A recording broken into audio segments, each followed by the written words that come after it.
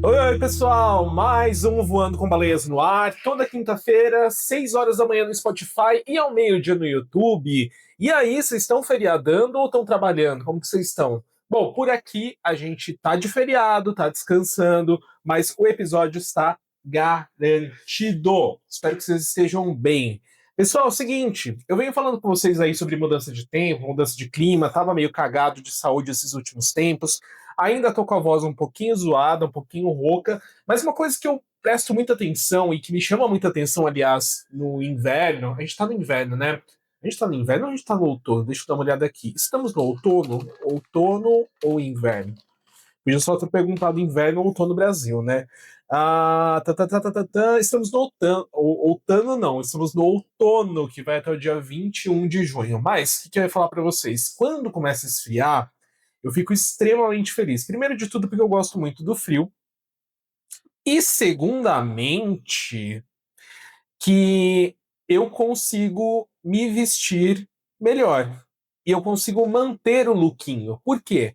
Quando tá calor, eu vou perdendo água e perdendo dignidade ao longo do dia. Então, é muito difícil colocar uma roupa bonita e ficar bonito nela. Porque assim, a roupa pode até não ficar super suada, mas a cara fica, o cabelo fica tudo cagado. Eu não consigo ficar bonito no verão. Eu não consigo ficar bonito nos meses mais quentes do ano porque eu derreto, eu sinto muito calor o tempo todo. Aí no inverno eu consigo colocar uma camisa, consigo colocar um blazer, consigo colocar e ficar com isso. Então eu consigo sustentar os lookinhos de inverno e de outono, ao contrário do que acontece no verão. Então esse é um dos motivos pelos quais eu gosto tanto mais do outono e do inverno do que do verão. A primavera até que é tranquilucha também, não é tão quente assim. Se bem, né, gente, que tá tudo uma zona, menina.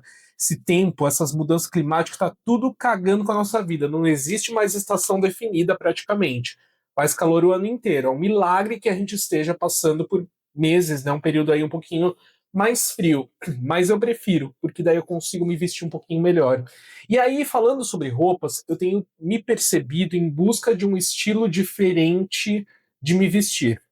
Vocês já passaram por esse processo? Porque sabe quando você olha para o seu guarda-roupa e fala, putz, nada mais aqui faz sentido nenhum para mim.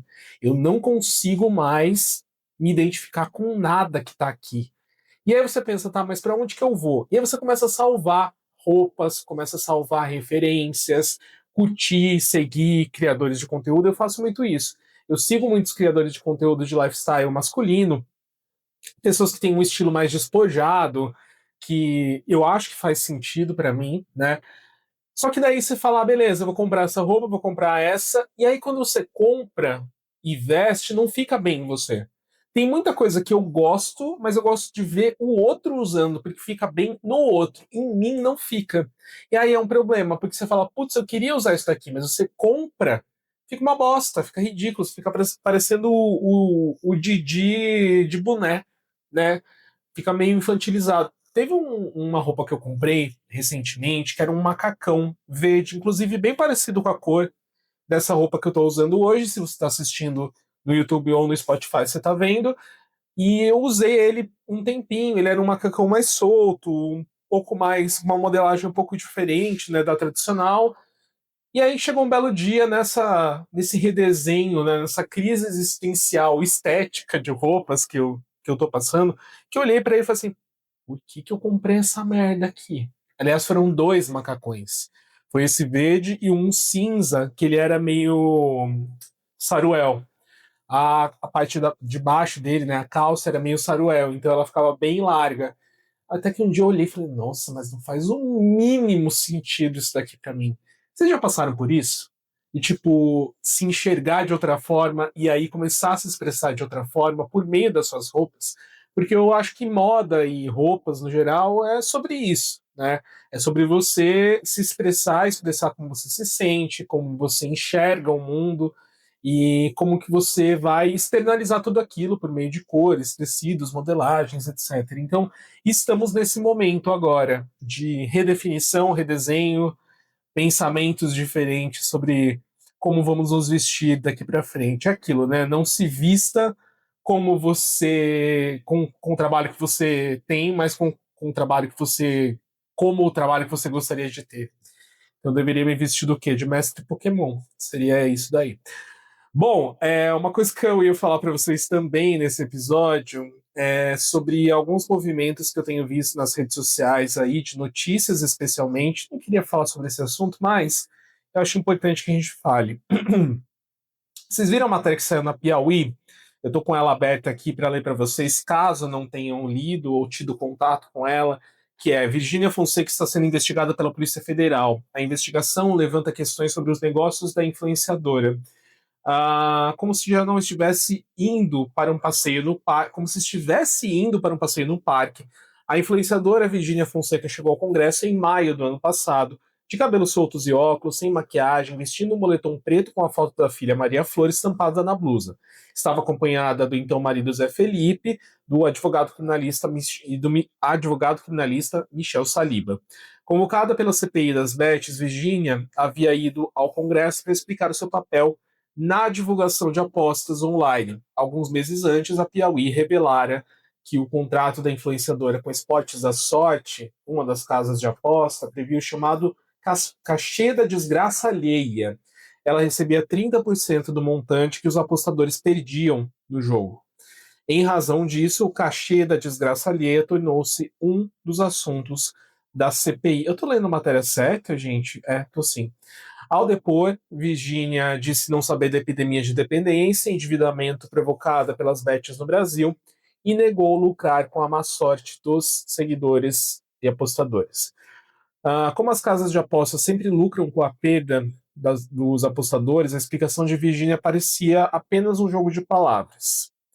Bom, aí aqui segue a matéria, né? Eles vão falar sobre supostas irregularidades e envolvimentos dos negócios da Virgínia com o PCC.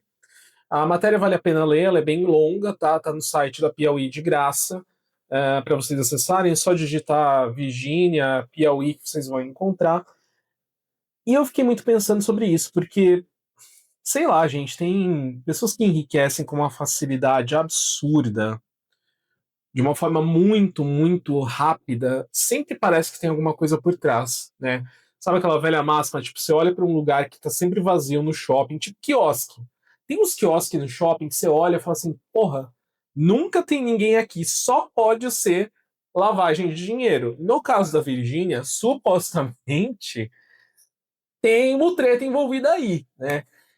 E é muito doido pensar como as pessoas têm uma leitura tão rasa desses influenciadores, dessas personalidades, desse povo que ganha milhões de reais, né? E que se faz online, se faz na vida das pessoas, ganha uma importância na vida das pessoas, sem ter essa criticidade de tipo pensar, porra, tá ganhando dinheiro como?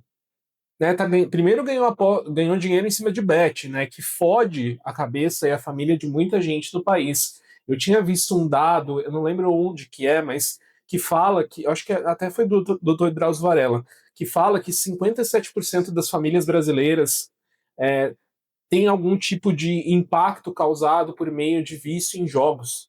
Ou 57% das famílias que jogam, que tem alguém jogando, enfim, era um dado alarmante. Eu não lembro exatamente qual, mas era mais ou menos isso. E você tem a coragem, você já é rico para um caralho, você tem a coragem de ganhar dinheiro em cima da desgraça alheia. E agora a gente descobre, né, pelo menos é o que as investigações da Polícia Federal apontam, que existe mais embaixo dessa riqueza, mais ilicitude, vamos colocar assim, supostamente, debaixo dessa riqueza. Então é muito doido pensar que mesmo diante de tudo isso, de tudo que é noticiado, as pessoas que são fãs da Virgínia falam que é tudo inveja, tudo é mentira. E eu fico muito embasbacado com essa fé e essa devoção cegas, sabe? De tipo, meu, eu vou defender essa pessoa que eu não conheço e não me conhece, porque você é um no meio de 56 milhões de pessoas que são seguidores da Virgínia, e é uma devoção cega. É uma devoção que leva as pessoas a brigarem online, fazerem fã-clube, fazerem tatuagem com a cara da Virgínia, tatuarem logo da We Pink no corpo, e eu de verdade não consigo entender a relação de poder que ela estabelece com essas pessoas para chegar nesse ponto, essa relação de identificação com as pessoas para chegar nesse ponto. É algo que eu realmente queria ter embasamento teórico, tipo, de estudar mesmo para entender o poder da influência, porque é muito louco o que as pessoas fazem e o quanto elas se cegam para fatos que estão acontecendo na frente delas, só porque elas gostam de uma pessoa, elas gostam de alguém. Mas se a gente entra nessa, gente, não é tão difícil de entender, né? Tanta gente que tá perto de nós, assim, em relacionamentos que você fala, puta, claramente essa pessoa com quem você tá não é uma pessoa boa, não é uma pessoa legal. Mas a outra pessoa não consegue enxergar isso, ela tá tão cega de paixão ou de envolvimento com aquela pessoa, seja um relacionamento amoroso ou de amizade ou um trabalho mesmo, que ela não consegue enxergar. Então talvez a essência, né, em proporções diferentes, logicamente, mas a essência seja a mesma. No caso de fãs que são muito fãs a ponto de ficarem cegos para as coisas que estão na cara deles comprovadas, né? Aí, ainda nessa linha, uma outra notícia que eu queria comentar com vocês é um perfil que eu esbarrei sem querer no meu feed, o Instagram me entregou, que é o perfil Bloque no Tigrinho. E eu fui pesquisar mais sobre ele, falando de Virgínia e falando de Tigrinho, né, quase indissociáveis. Ele é um perfil que está trazendo justamente essa discussão sobre os jogos de azar e incentivando personalidades, né? Se de um lado a gente tem a Virgínia, de outro lado a gente tem outras personalidades que estão incentivando os seus seguidores, os seus fãs, enfim, a não jogarem. Então, tem vários vídeos e conteúdos publicados nesse perfil, Bloque do Tigrinho, aliás. Sugiro que vocês sigam também, porque tem vários conteúdos legais lá. E eu achei essa matéria aqui no G1 falando um pouquinho mais sobre esse assunto. Então vamos lá. Gilberto Gil, Luísa Reis, Caetano Veloso e mais artistas participam da campanha contra Jogo do Tigrinho. Vamos ver aqui. Em um vídeo publicado pela 342 Artes, responsável pela iniciativa, atores, cantores e influenciadores falam sobre o impacto das apostas ilegais. O Tigrinho promete sorte, diversão, mudanças de vida, mas só traz dívidas e desespero para milhões de famílias, afirmam as celebridades ao longo do vídeo. A campanha incentiva a conscientização da população sobre riscos das bets e pede o endurecimento e fiscalização das regras no Brasil. As bets se transformaram em problema de saúde pública, uma epidemia que está devastando famílias, criando vício, sofrimento e dívidas. Essa campanha quer mostrar que a sociedade não aceita mais esse cenário, cita o site da campanha, que traz Aline Moraes, Ebony, Matheus Solano, Paulinho da Viola e uma série de outros artistas como apoiadores. Em abril de 25, o Banco Central afirmou que os brasileiros gastam mais de 20 bilhões. Vou repetir.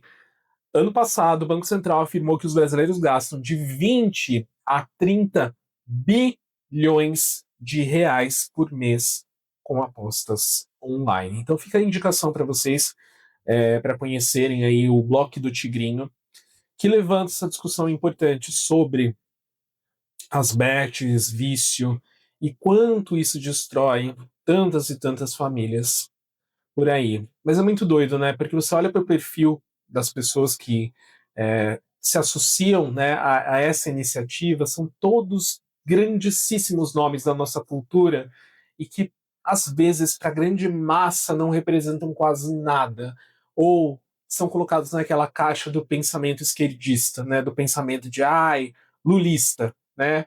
Então, mesmo esse pessoal falando, mesmo esse pessoal desenvolvendo um raciocínio que prova por A mais B que as coisas precisam mudar, e mesmo as pessoas que criticam, às vezes sendo vítimas, ou até mesmo tendo pessoas próximas que são vítimas, elas preferem acreditar numa Virgínia na vida ou nas suas próprias opiniões. Né? É bem, bem, bem complexo mesmo isso. Enfim, eu queria só finalizar ainda falando sobre esse assunto, gente. No final de semana eu fui para São Paulo, eu fui visitar o MASP. Inclusive fazia muito tempo que eu não ia lá. Para São Paulo, no caso, no MASP eu nunca tinha ido. E domingo a Paulista é fechada, né? E tava tendo uma manifestação sobre eu não entendi de direito, mas era uma manifestação de direita, uma manifestação bolsonarista, de mulheres falando sobre as questões de mulheres trans, né? E eu só queria dividir aqui um pouquinho do que foi experienciar isso de perto, né? Porque a gente que vive numa bolha, vive com os nossos, né? Vive com pessoas que pensam parecido, a gente acaba esquecendo que essas coisas existem de fato, que elas estão aí, elas representam, bem dizer, praticamente metade do pensamento do país, se a gente for considerar os resultados de eleições ou mesmo olhar para o Congresso. E aí eles estavam falando sobre não podemos permitir que mulheres que não são fêmeas biológicas entrem nos banheiros, porque as mulheres trans estão entrando no banheiro e filmando e blá blá blá blá blá blá, isso que eu achei. Eu falei, mano, não é possível, eu tô vivendo numa outra realidade, porque eu tô vendo isso acontecer na minha frente e tem uma galera no entorno concordando, se mobilizando para falar sobre coisas que não tem nada a ver com as vidas delas. O fato de uma mulher trans frequentar um banheiro feminino ou de um homem trans frequentar um banheiro masculino não tem nada a ver com a gente, não tem nada a ver comigo. Eu não tenho nada a ver com essa vida. Então por que que incomoda tanto? Por que que a diferença incomoda tanto? Por que que o outro ser o outro, da forma como ele se vê, se entende e quer existir, incomoda tanto essas pessoas, sabe? Então é assustador, é realmente assustador. E tudo isso tem muito eco com todas essas outras coisas que eu falei para vocês, né? De pessoas muito grandes que têm voz, conseguem influenciar outras pessoas e fazer com que elas se movimentem na direção que essas grandes pessoas e personalidades querem. Você acha que a Virginia liga para os fãs dela, gente? Você acha que ela se importa? Óbvio que não. Você que é fã da Virginia, você é só um número, tá? Você que é pet de famoso, pet de político, pet de qualquer personalidade que impede que você pense, você tem que mais se fuder mesmo, tá bom? E é com essa mensagem lindíssima que a gente encerra o Voando com Baleias de hoje. Espero que vocês tenham gostado, refletido, pensado um pouquinho. Me contem aí nos comentários o que vocês acham disso. E não se esqueçam então que a gente tem um encontro marcado toda quinta-feira, 6 horas da manhã no Spotify e ao meio-dia no YouTube. Fiquem bem, se cuidem e a gente se vê no próximo episódio. Um abraço pra vocês, valeu, falou e até lá. Tchau, tchau.